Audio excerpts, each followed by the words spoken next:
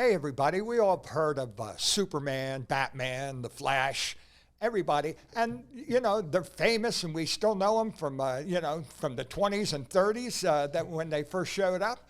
But ladies and gentlemen, here are a couple superheroes that we don't talk about. A couple of superheroes that did not make the cut. Kensil Culture, Puppets, Props, Puns, Podcasts.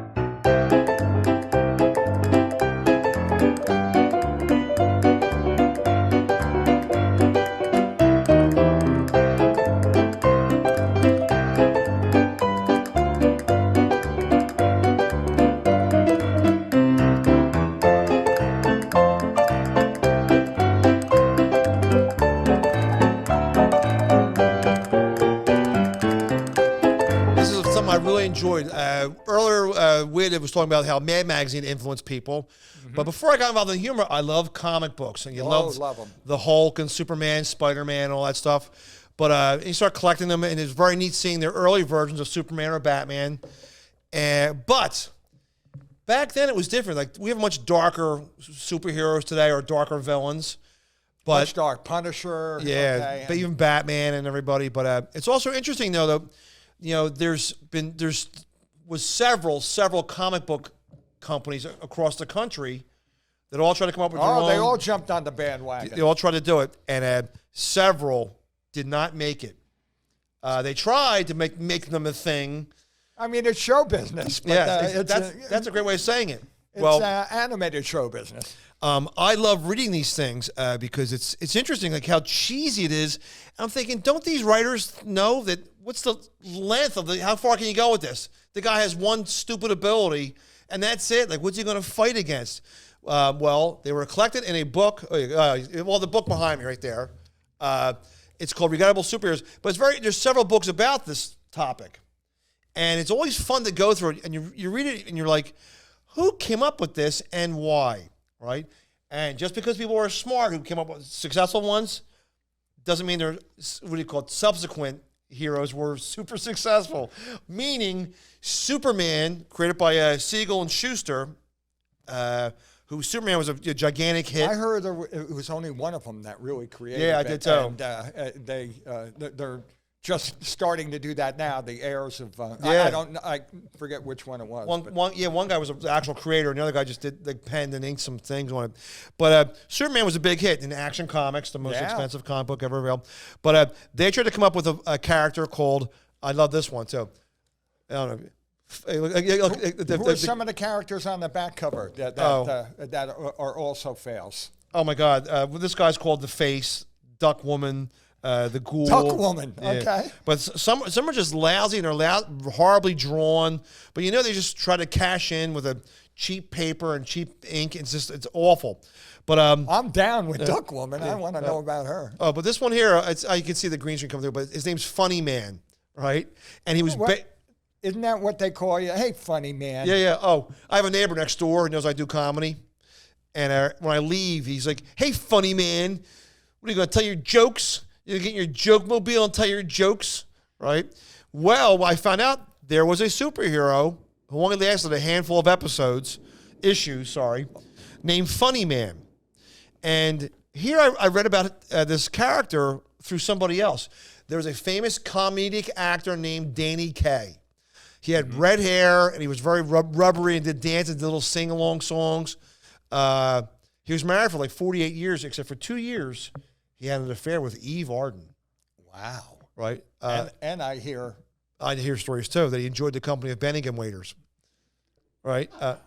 That's a story I heard, right? But they based a character on him called Funny Man. Funny how? How fun?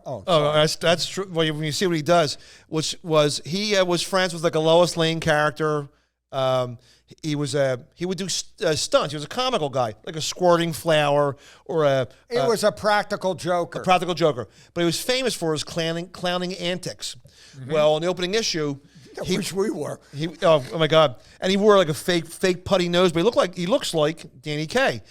He looks just like Danny Kaye, and you're going to see at the Incredible he made tons of movies. Oh yeah. Okay. Well, so this character for a publicity stunt was supposed to foil a robbery with his magical tricks, his practical jokes, his whoopee cushions, his joy buzzers, right? Well, in the issue, His big shoes. and his clown pants with polka dot pants. My parents used to make shoes for clowns like that. Clown shoes? Really? Yeah, it was no small feat either. Why didn't you go into that business? I'm sorry. They're too There's big. no business like shoe business, I guess. There's some pretty big shoes to fill. Yeah. But so in the opening issue, for a publicity stunt that everybody knows about, he's supposed to foil a fake robbery. Okay. In the issue, he accidentally goes to the wrong place and foils a real robbery. Oh, With his magical antics. Okay, right? Well, misdirection. he falls in love with it. He realizes that he can use his antics, his clowning, his practical jokes as a crime-fighting means. So his girlfriend, much to her chagrin, Okay. is mad because she knows he's a phony, but he's going around trying to solve crimes with like itching powder and, firecrackers and stuff. And it's just a horrible, but it was He creative. has a gun that comes out and Yeah, it says bang. Exactly and, right. And he's fighting a bad guy. Like, that was really going to hurt the bad guy, hitting him in the face with a boxing glove on the end of a spring. And it's just awful. It's just horrible and awful. And it only lasted like six to 8 issues. And he hitting a guy in the head with a fake rubber mallet to stop a crime. And they probably thought it was going to catch on. And it was not done in the spirit of like Mad Magazine. He took himself seriously? Yeah, right. And it was just awful when I read about it. There's some issues of it, but it made me laugh because He has like clown sidekicks Yes. too. That Oh. and he lives in that sort of carnival jokester Yeah. world that and you're right. we all wish that we could live in. And it said it's just awful. Oh, but it's very interesting though. His name was Larry Davis. As funny man, he drove around in his car. His means of transportation was called a tricycle instead of a tricycle. Oh. And he lived in a house called Funny Manor, where it was all full with jokes and springs and magical springs on his heels. It was Right. always overproduced with the gimmick. Okay. And it made me laugh though. But so it was canceled after 5 or 6 episodes. It wasn't done to be funny. But in Super Friends in 1977, they brought him back, and he was on a fundraiser, but it went nowhere. But I just want to tell you that it's just very interesting. It's a great book to read, to see these superheroes that are just awful. I love the name. Here they had a superhero actually here, Fat Man. Okay? Yes. Oh, my God. I mean that should appeal to 60% or how many oh, are my God. overweight now. I'll talk about more of these in the upcoming weeks. There was a guy called the Bouncer. Okay. Right? And I'm thinking he's a bouncer from a bar. No. He's an ancient Greek god's ability to win battles Okay. was to bounce around like a pinball machine ball and bounce people away. Well, this guy finds out he's the great-great-great-great-great-great-grandson, and he has an ability. So he fights crime just by bouncing off people. But do you think that would not be one of my favorite No, superheroes? right? And Here's a one called Dr. Hormone. Okay. What is that about? That's, Right. I hope he doesn't perform unneeded operations on people. oh my God, there's another one called the Clown, who's a clown. That's a Bozo the Iron Man. And- Okay. and That's here- a robot here superhero. and he's a clown robot that's fights crime. And and there's a guy called the Eye. Yes, it's a big floating eyeball. Yeah. What could be more cornier than that? Okay. Right. Sorry. There's a woman named Madame Fatal. And it's weird too. Like some of their powers on some of these books in here, in times of stress, they turn into a skeleton. It's just Wow. weird, awful. But we'll be talking more about them in the upcoming weeks and shows.